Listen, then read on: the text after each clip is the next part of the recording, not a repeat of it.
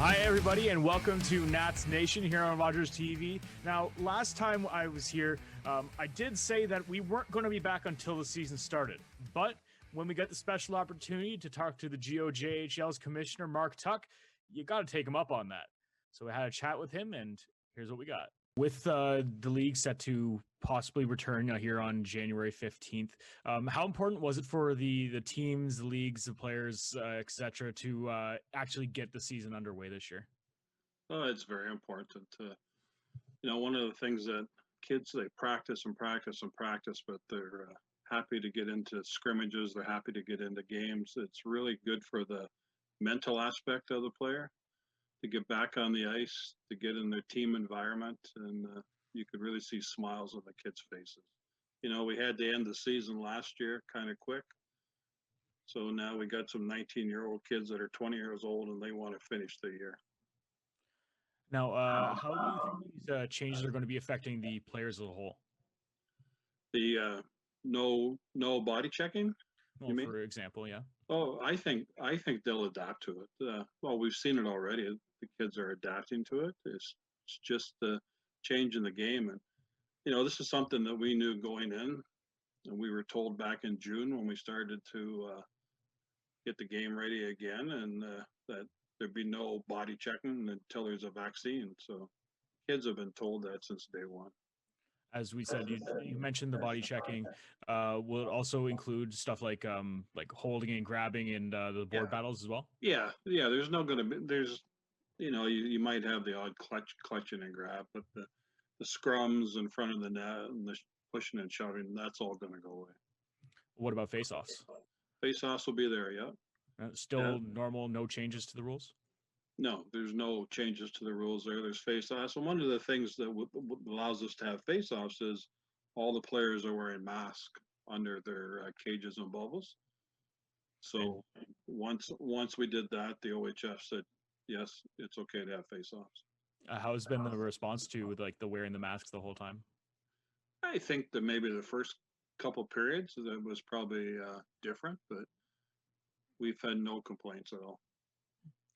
It's good to hear. Now, I know the schedule and everything's still in the works for this season, but do we have an idea how many games we're going to be seeing? We're probably going to be seeing 20 to 24 if we can start on January 15th. Every year we stop the season, probably stops the last Sunday in February, but we're going to extend it an extra month. And if we have to extend it a couple weeks into April, we'll do that. And what we've done is we've set up mini cohorts. So let's say we've taken the Western Conference. So you'll have Chatham, LaSalle, Sarnia, and Leamington will play. And it's cohorts of 2 because we can only have 50 people on the ice. So they'll play, let's say they'll play for a month. They'll play 6 or 7 games. Take a 14-day off because we have to have the isolation period, and then we'll start up another series. What about when it comes to the playoffs? Playoffs, we hope to have a regular season playoffs, but it's going to be hard to do because of the 50-person cohort. That's one of the things we're after the public health and the government to get the cohorts maybe up to 100, so that instead of having to play like London, let's say, playing Kamoka, maybe we can have London, St. Thomas, Kamoka play each other. Okay. Now, when we get to the actual arenas and the games start getting underway, what are we looking at for fans? Are there going to be fans in the stands? Right now in the green, if you're in the green zone, I think you can have 50 fans. But other than that, there'll be no fans. We tried to said we wanted 30% arena capacity, which would mean what at the Nationals, what do they can hold at 1,800, so 30% of that, that's what we tried. If you can, I always use the explanation, I can go to Costco and bump into everybody, but I can't put 300 people inside the arena in London. It just doesn't make any sense, right? No. What went into the decision for some of the teams that are taking this year off? Well, one was Buffalo, right? So they can't get across the border, so they took the year off. The other one is Welland, and they just decided they didn't want to, they just wanted the safety of their volunteers and their fans, and decided to take the year off. Okay. Are there any other pending changes that you think will be coming to as we get ready to start the game? No, we're ready to go. We are actually ready to go December 3rd. We were going to start, but then we had one public health unit go in lockdown, and we had two go in red. So that took out about eight teams out of the equation. So that's why we decided to push it back. We need every public health unit to be orange or less in order to have a successful start. Now, with the league starting up again, as we said, what goes into planning to actually restart the whole league over again with this? Well, we had to take the conferences and we had to break them into the mini conferences, right? And then what we're trying to do is pair up teams that are in the same public health unit. Like that's why we moved St. Mary's to the Midwest so they could play Stratford and Listowel because they're all in the here in Perth public health. And one of the things we signed up with, we have a company called E-Waivers, and the kids all have they have to answer the 14 questions on their phone. And so they answer that on the phone before they get to the dressing room. And there's a barcode on the dressing room wall that they scan. And that tells Tim Simmons the time and the place where the guy's logged into. And they take their temperature and it gets logged into the phone. So if they do have a player that's not feeling well or gets sick, they just phone the 1-800 number, and within minutes they got a printout of everybody that was in the arena that day. Is there anything else that you want to add to, so the fans are aware of, going to the new season? Yeah, one of the things the fans can do is we're probably going to have a promotion through Hockey TV that they can sign up to, and they can watch all the games at home. Still be a fan. We always, I go to a lot of the London games, and they average 600 people a game, and I see the same people sitting in the same seats, and you become friends with those people, right? When I go to a game, you go up and you talk to them all, and those are the people that we're going to miss. That's what you're going to miss when the season starts, is the interaction of all those people that have supported us for years. Thanks a lot, Mark. And after the break, we'll be back with Zach Springer on his thoughts.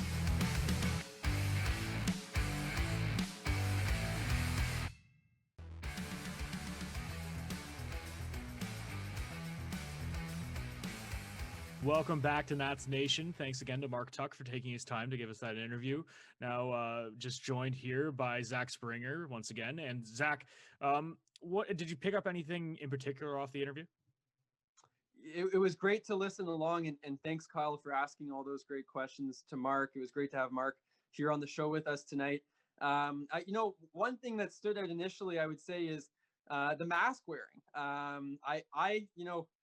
Maybe I wasn't in good enough shape when I was playing, but to have to wear a mask on top of all the kind of physical exertion that's going on, I think for myself that would have been extremely tough. And I know they talked to Cohen Kitely a little bit earlier in the month about that, and he seemed to kind of echo my thoughts on that. I think on that Nats team there's some big boys, and I would assume for the Rudy Scotts of the world who are out there hustling each shift to kind of have to wear a mask while doing that, I would feel like that's pretty tough. I know for myself, the mask wearing I've done while working out over at Orange Theory with some mask mandatory classes, running on a treadmill with a mask, it actually is extremely tough. So I found that interesting. I didn't expect anything less. I think everyone probably kind of figured that there would be mask wearing with seeing what happened in the OJHL. I mentioned this on the last show, but Trenton and Wellington, they just competed in an 8-game series, which wrapped up a few nights ago, and they were wearing masks throughout that whole series. That's been going on for about a month now. So, I'm certainly not surprised that there's masks. However, I just think it'll be really tough, especially for someone like me who wears glasses. I'm sure when the season does start and we're broadcasting, the mask and glasses combo, we'll see some fog. That's for sure. How about you though, Kyle? I'm curious. You kind of chatted with Mark for quite a few minutes there. What did you take away? With the mask rule stuff, especially, I think that, like, as you said, when you get to those longer shifts and some of the bigger guys, it can start wearing on you a bit. You might actually see a big change when we get to the special teams. Like, imagine being a penalty killer and you're out there for like a minute and a half, 2 minutes, and you can't get a change, and that breathing's going to be getting a lot more labored, a lot faster. Well, one thing I figure is the average shift length at the pro level is roughly 45 seconds. So let's say it's the same at this level. I'm sure it's a little bit more, but let's say it's the same. You'd have to think that they're shaving at least 10 seconds off of every shift, and you'd have to think that's probably the instruction from the coaching staff, because with more exertion and the harder kind of ability to breathe, you'd have to think that guys are going to need rest a bit quicker to be able to kind of continue on for the whole game. So I would expect that coaches are really going to echo short shifts as a big point in their pregame messages, just because they're going to have to somehow be able to conserve some energy when it is tougher to kind of get oxygen in with those masks. Now, going back to your previous point now, Zach, the one thing I did pick up on that was be really interesting is the fact that there is, like, we're taking out body checking for the season. So there's no hitting, no like holding, clutching, grabbing, no big puck battles in the corner. That's going to make this game a lot faster. It will, and it'll be pretty exciting for us at the Western Fair District Sports Center, because it's Olympic-size ice, Kyle, and there was probably a lot of skill before no contact rules, and after it, I think there'll be even more skill that we'll get to see. I wish we could bring back Michael Bushi, because that guy could fly, and I think he would have absolutely lit it up. I mean, he did light it up last year, but I think this year with no contact, I think he'd do even better, just being able to wheel around the ice. I think that I did catch a little bit of exhibition play from the Nationals, and I have to say, with no contact, there is still the odd kind of clutch and grab here and there, and the referees, they do want to let some of that stuff go, because at the end of the day, it is still hockey, it's still a contact sport. They just want it to be safe, and the same with public health officials. They just want it to be safe for everyone that's playing, to avoid contact and getting the coronavirus. One thing I noticed when I did catch a little bit of exhibition action between the Nationals and Kamoka Kings is that, and again, maybe it is just the bigger ice surface, but you're not seeing the big body checks. Those are all gone. Rudy Scott, I'm sorry, no open ice hits, no stepping up on guys as they come in across the blue line.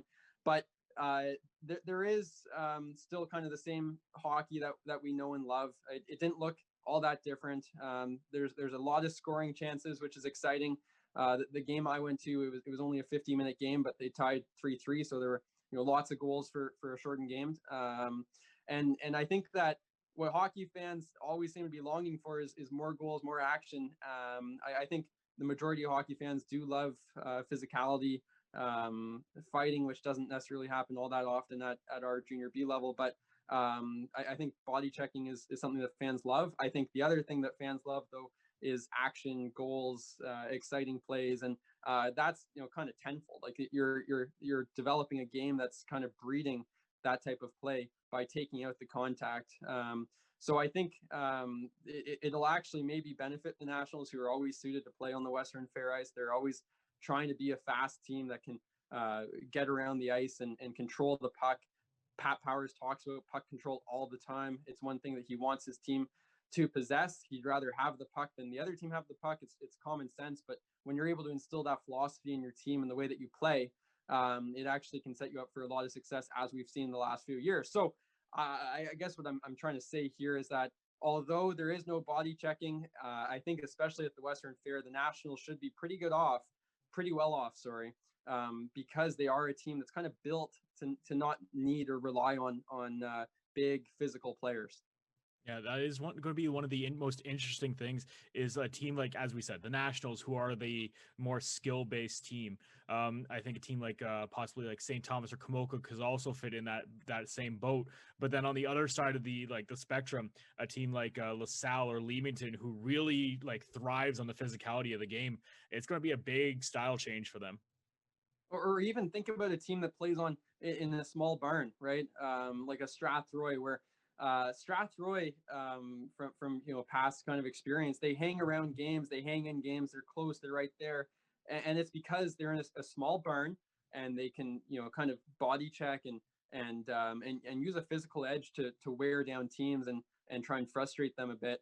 That's all gone. So I think the team with skill at the end of the day is going to probably be the winner more times than not in this style of game. And then, when you kind of compare coaching styles or management philosophies, where some teams try and be bigger, bulkier, more physical, and some teams try to be faster, more skilled. I think in this year, and if there is still any recruiting going on, managers like Pat Powers are definitely going to take note that those big, those big kind of stay-at-home defensemen that are only physical and only able to kind of throw their weight around. Those are going to be a little bit extinct, this coming season because there is no contact. So I think it'll be something that teams take note of. I think it'll be something that coaches have to change in their own personal philosophies for this season. But like I said, kind of back to our last point at the Western Fair, I think it all adds up to a more exciting brand of hockey. And let's just hope that it all goes well and we're able to see it come January 15th. Now, one of the other exciting things I think I heard from the interview itself is just the regional cohorting of the teams, and we're going to see a lot more of like specific close teams. You'll get those rivalries really going. So you're going to see, for example, with the Nationals, we're going to see them play against Komoka and St. Thomas. You'll be to like rejuvenate those rivalries a bit more with those much more intimate matchups. Here's the thing that some fans maybe forgot when hearing that style or how things will be matched up is these teams face off I think it's 5 or 6 times a year. I think it's 6. Correct me if I'm wrong there.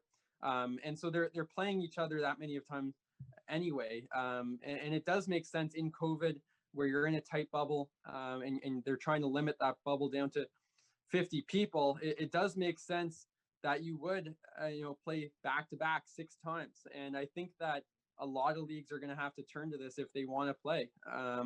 Touching back on the OJHL and what they're doing already, we see Coburg and Whitby is bubbled up together. Trenton and Wellington, I just touched on, they're bubbled up together. And I think that's going to have to happen here. And I actually really like the idea of bubbling up, making it almost like a playoff series when you think of it.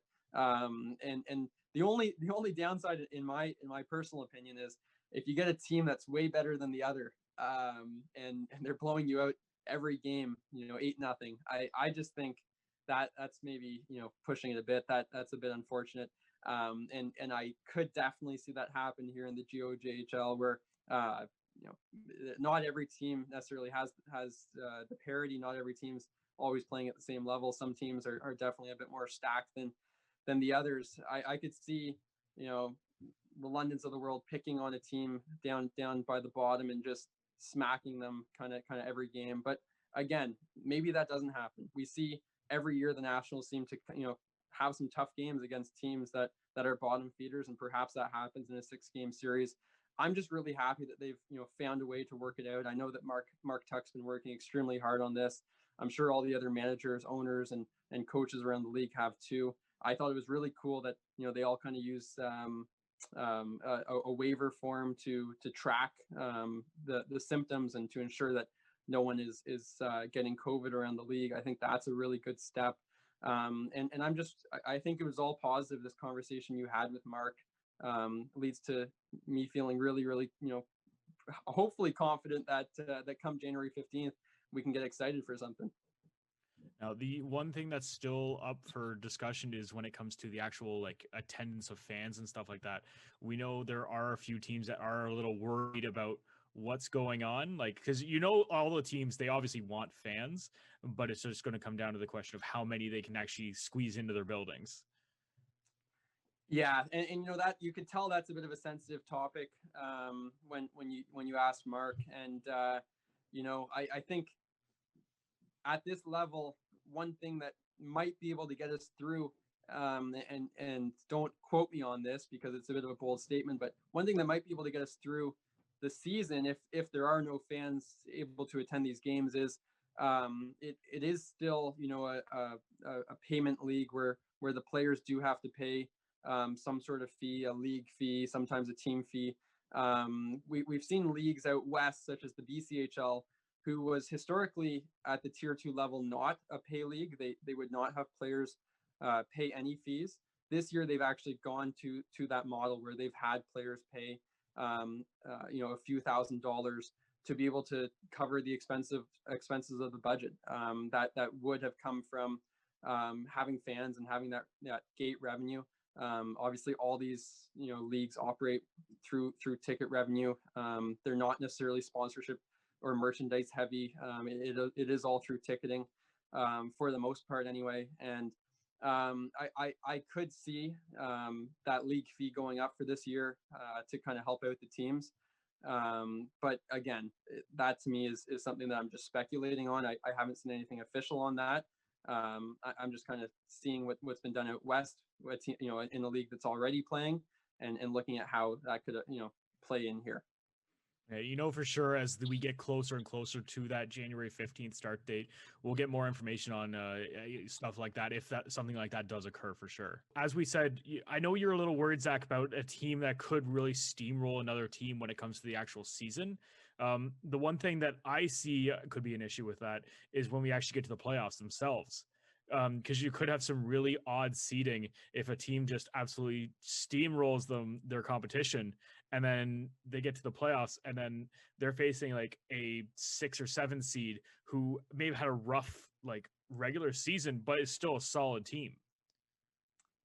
You're right. I think that the swings that could come from these kind of mini series that are going on, where if you get one team that can just pummel another team night in, night out, and kind of make their way through the standings because of that, there could be a lot of swings like that where teams could kind of get bumped down, and they might not be as bad as they're standing when it comes to the points.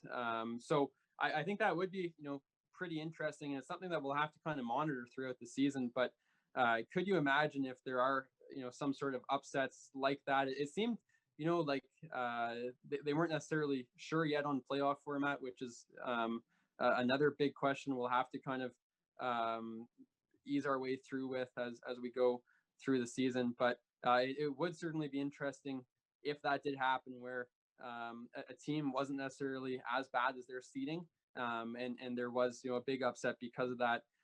In recent memory, I think of Kamoka, who took down Chatham. This would be 2 years ago in my last year of playing, where Chatham was the number 3 seed. They were the number 6, and they took them down pretty handily. I think they might have even swept them. So it can happen. It does happen. I think I made a comment earlier about how there isn't always that much parity in this league. I think that is true, but that being said, it can still happen, and it does happen, and it is exciting when it happens. So I won't mind it. I don't mind a good underdog story, and I guess we'll just have to kind of monitor that as the season kind of goes on. Absolutely. That, and granted, that series as you mentioned there, I do remember seeing a couple of games, and it was fantastic hockey, because it was a lower team that when you looked at them on the ice, they did not look like they belonged there, and they really brought their game up to another level when they actually got to the playoffs. And the story there that I love too was the former coach of Chatham was now the coach of Kamoka, and Ron Horvat, went from Chatham to Kamoka and then beat his old team. So that was obviously, I'm sure, special for him, and I'm sure he encouraged his boys even more so just because it was his old team. Absolutely. And looking forward to this playoffs. We don't really know what to expect when we actually get to the regular season and the playoffs. But we for sure know that we will do our best to bring that to you here on Rogers TV, as we will try our best to cover every single London Nationals home game, as always.